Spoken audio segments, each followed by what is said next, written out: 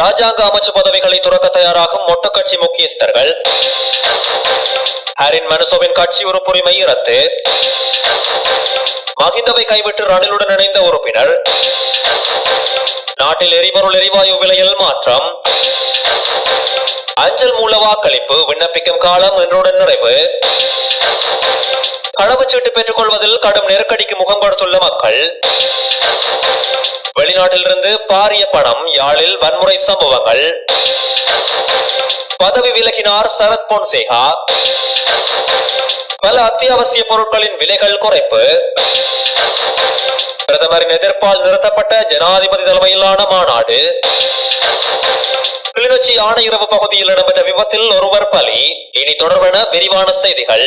ஆளும் கட்சியில் ராஜாங்க அமைச்சு பதவிகளை வகித்து வரும் மொட்டு கட்சியின் 8 நாடாளுமன்ற உறுப்பினர்கள் பதவிகளை துறக்க ஆயத்தமாகி வருவதாக தெரிவிக்கப்படுகிறது. எதிர்வரும் ஜனாதிபதி தேர்தலில் ஜனாதிபதி ரணில் விக்ரமசிங்கவுக்கு ஆதரவளிக்காத தரப்பினர் இவ்வாறு பதவிகளை துறக்க தீர்மானித்துள்ளதாக டிவி சாணக்க, தேனுக விதானகமகே, சசீந்திர ராஜபக்ச, அசோக பிரியந்த, மொஹான் டி சில்வா, இந்திக்க அனுருத்த, பிரசன்ன ரணவீர மற்றும் ஸ்ரீபால கம்லத் ஆகியோர் இவ்வாறு தங்களது ராஜாங்க அமைச்சு பதவிகளை துறக்க தீர்மானித்துள்ளனர். அரசாங்கத்துக்கு ஆதரவளிக்காது அமைச்சு பதவிகளை வகிப்பது பொருத்தமற்றது என சுட்டிக்காட்டப்பட்டிருந்தது. இதேவேளை தனிப்பட்ட காரணங்களுக்காக எதிர்வரும் ஜனாதிபதி தேர்தலில் ஜனாதிபதி ரணில் விக்ரமசிங்கவுக்கு ஆதரவளிப்பதாக அமைச்சர் பவித்ரா வன்னியாராச்சி ஸ்ரீலங்கா பொதுஜன முன்னணி கட்சிக்கு அறிவித்துள்ளார். தனிப்பட்ட காரணங்களின் அடிப்படையில் அரசியல் தீர்மானங்களை எடுக்க வேண்டாம் என கட்சியின் தேசிய அமைப்பாளர் நாமல் ராஜபக்ச இதன் போது தெரிவித்துள்ளார். சமகால அரசாங்கத்தில் அமைச்சர்களாக செயற்படும் ஹரின் பெர்னாண்டோ மற்றும் மனுச நாணயக்கார ஆகியோரின் கட்சி உறுப்புரிமையை ரத்து செய்வதற்கு எடுக்கப்பட்ட தீர்மானம் செல்லுபடியாகும் என உச்ச நீதிமன்றம் இன்று உத்தரவு பிறப்பித்துள்ளது. ஐக்கிய மக்கள் சக்தியை பிரதிநிதித்துவப்படுத்தி நாடாளுமன்றத்துக்குள் பிரவேசித்த இருவரும் கட்சியின் தீர்மானத்திற்கு எதிராக அரசாங்கத்தின் அமைச்சு பதவிகளை பெற்றனர். இருவரின் முறையற்ற செயற்பாடுகளுக்கு அமைய ஐக்கிய மக்கள் சக்தி கட்சியின் செயற்குழு அவர்களின் கட்சி உறுப்புரிமையை ரத்து செய்தது. இதனை எதிர்த்து ஹரின், மனுசு ஆகிய இருவரும் உச்ச நீதிமன்றத்தில் வழக்கு தொடர்ந்தனர். இது தொடர்பான வழக்கு விசாரணை விஜித் மல்கொட, அச்சல வெங்கப்புலி மற்றும் அர்ஜுன உபேசகர் ஆகிய மூவர் அடங்கிய உச்ச நீதிமன்ற அமர்வு முன்னிலையில் விசாரணைக்கு எடுத்துக் கொள்ளப்பட்டு இன்று தீர்ப்பு அறிவிக்கப்பட்டது. இதனை அடுத்து ஹரின் பெர்னாண்டோ மற்றும் மனுசு நாணயக்கார தமது நாடாளுமன்ற உறுப்பினர் பதவி மற்றும் அமைச்சர் பதவிகளை இழக்கும் நிலை ஏற்பட்டுள்ளது. எதிர்வரும் செப்டம்பர் மாதம் நடைபெறவுள்ள ஜனாதிபதி தேர்தலில் தற்போதைய ஜனாதிபதி ரணில் விக்ரமசிங்கவுக்கு ஆதரவளிக்க ஸ்ரீலங்கா பொதுஜன பெரமுனவின் நாடாளுமன்ற உறுப்பினரும் அமைச்சருமான பவித்ரா வன்னியாராச்சி தீர்மானித்துள்ளார். தனது ஆதரவாளர்களின் கோரிக்கைக்கு அமைய இந்த தீர்மானத்தை எடுத்ததாக வன்னியாராச்சி தெரிவித்துள்ளார். முன்னதாக முன்னாள் ஜனாதிபதி மஹிந்த ராஜபக்ச தலைமையிலான பொதுஜன பெரமுனவின் தலைமை தனது சொந்த வேட்பாளரை நியமிக்க முடிவு செய்த போதிலும் அந்த கட்சியின் பலர் ரணில் விக்ரமசிங்கவுக்கு தமது ஆதரவை வெளிப்படுத்தியுள்ளனர். இந்த நிலையில் ஸ்ரீலங்கா பொதுஜன பெரமுன மஹிந்த ராஜபக்சவின் மகன் நாமல் ராஜபக்சவை எதிர்வரும் செப்டம்பர் மாதம் 21ஆம் தேதி தேர்தலில் போட்டியிடுவதற்கு முன்மொழிந்துள்ளது.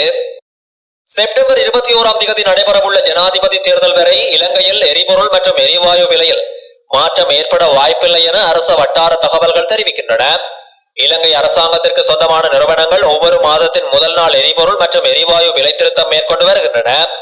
இந்த நிலையில் ஊடகம் ஒன்றுக்கு கருத்து வெளியிட்ட பெயர் குறிப்பிட விரும்பாத அரசு உயர் அதிகாரி ஒருவர் எரிபொருள் மற்றும் எரிவாயு விலை செப்டம்பர் மாதம் வரை மாறாமல் இருக்கும் என தெரிவித்துள்ளார்.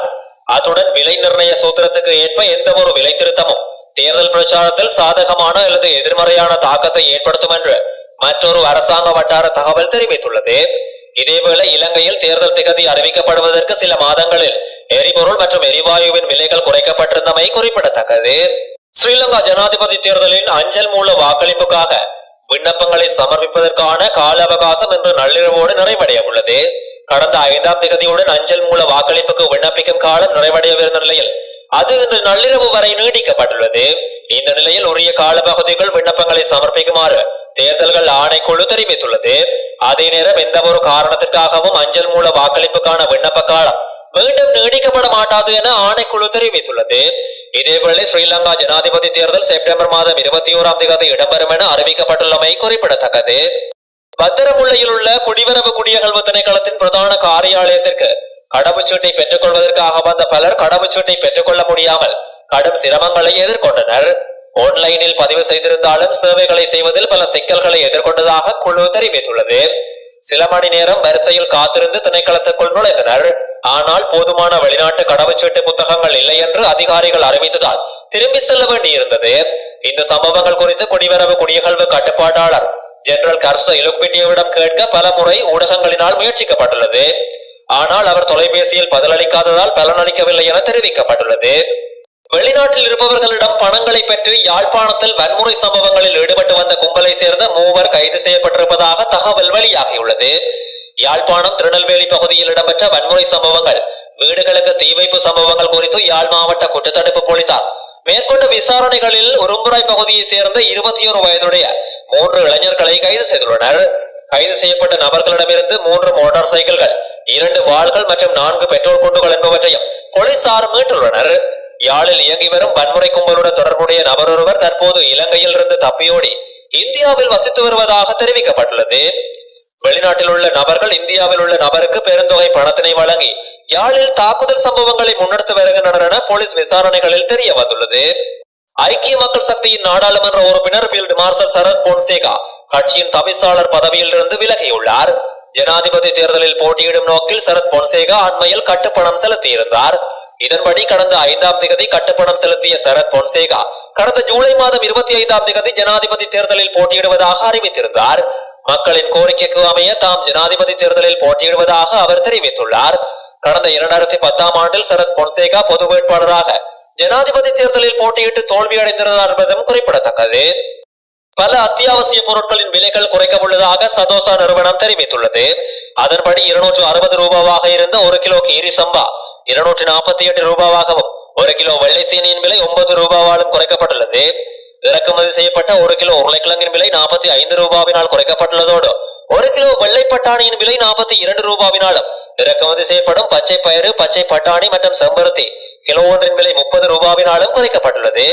இது தவிர காய்ந்த மிளகாய், வெள்ளை அரிசி மற்றும் கொண்டை கடலை ஆகியவற்றின் விலையும் குறைக்கப்பட்டுள்ளது. ஜனாதிபதியின் தலைமையில் கொழும்பில் நடைபெறவிருந்த தொழிற்சங்க மாநாடு பிரதமர் தினேஷ் குணவர்த்தனவின் எதிர்ப்பு காரணமாக திடீரென நிறுத்த தீர்மானிக்கப்பட்டுள்ளது. கொழும்பு கண்காட்சி மற்றும் மாநாட்டு மையத்தில் நேற்று இந்த மாநாடு நடைபெறவிருந்தது. தொழிற்சங்கங்கள் மற்றும் ஏனைய சங்கங்களின் பிரதிநிதிகளின் மாநாட்டாக இது நடத்தப்படும் என ஐக்கிய தேசிய கட்சி மேற்கொண்டு வரும் பிரசாரத்துக்கு பிரதமர் எதிர்ப்பு தெரிவித்துள்ளார். இந்த நிலைமை காரணமாக மாநாட்டை ரத்து செய்யுமாறு ஜனாதிபதி குறிப்பிட்டுள்ளார். எவ்வாறாயினும் மாநாடு அடுத்த வாரம் மீண்டும் ஒரு திகதியில் நடத்த திட்டமிடப்பட்டுள்ளதாக தெரிவிக்கப்பட்டுள்ளது. கிளிநொச்சி ஆணையரவு பகுதியில் இடம்பெற்ற மோட்டார் சைக்கிள் விபத்தில் ஒருவர் சம்பவ இடத்திலேயே உயிரிழந்துள்ளார். குறித்த சம்பவம் இன்று அதிகாலை இடம்பெற்றுள்ளது. கிளிநொச்சியிலிருந்து யாழ்ப்பாணம் நோக்கி பயணித்த 2 மோட்டார் சைக்கிளும் இன்று அதிகாலை ஆணையரவு பகுதியில் ஒன்றன் பின் ஒன்று மோதியதில் விபத்து இடம்பெற்றுள்ளதாக போலீசார் தெரிவித்துள்ளனர். விபத்தின் போது ஒரு மோட்டார் சைக்கிளில் பயணித்த ஒருவர் சம்பவ இடத்தில் உயிரிழந்ததோடு ஏனைய 3 பேரும் பலத்த காயங்களோடு கிளிநொச்சி வைத்தியசாலையில் அனுமதிக்கப்பட்டுள்ளனர். இந்த நிலையில் சம்பவம் தொடர்பான மேலதிக விசாரணைகளை கிளிநொச்சி போலீசார் மேற்கொண்டு வருகின்றனர்.